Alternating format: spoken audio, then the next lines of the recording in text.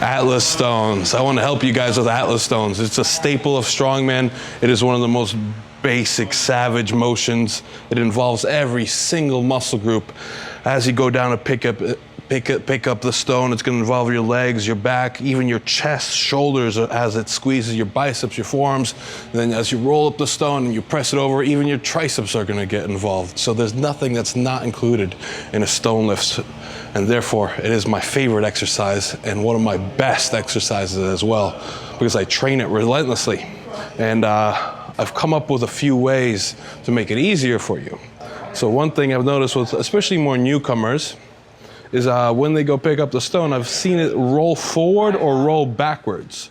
When you go to pick up a stone, you have to make sure that your hands are directly in the center of that stone, so that way it's not going to roll on you.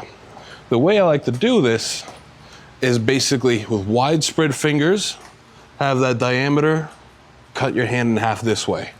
So when I put my hands underneath the stone is going to pinch my pointer finger and my middle finger, and by feeling that pinch, I know that now the stone is centered on my hand. Versus if you just feel it pinch your pointer finger, it's likely the stone's going to roll forward. Or if you just feel it pinch your middle finger, it'll likely roll backwards. Make sure that the ground and the stone are pinching these two fingers. Also, I line up the center of the stone with my toes, or right behind the toes. Because if the center of the stone is whatsoever forward, to pick it, I mean, if you have the strength, it's going to swing back in and you're going to be able to pick it anyways. If it's a heavy stone, it's going to pull you forward and out of position. It's going to feel twice as heavy or not move at all. So make sure that stone is centered right behind your toes. As I get my hands centered in the stone and the center of the stone also behind my toes, I lift up to my lap and then I quickly shift my feet in.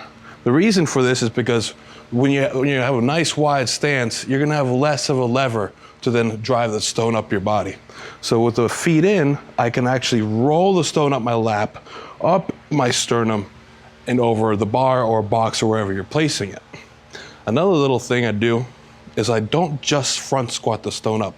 I'll actually push my hips back, and then then drive my hips hard forward as I'm pulling the stone up. And what happens is I sort of limbo under the stone and it rolls up my body. This little momentum trick takes a lot of static strength out of the lift. It becomes then a momentum game. So you're creating momentum, the stone's rolling up your body, and then I really kick in my legs and drive it up and over. That's my little trick for just the technique of stones. Something I like to do in training also, because a lot of people get comfortable with doing lifting stones to either shorter platforms or a shorter bar.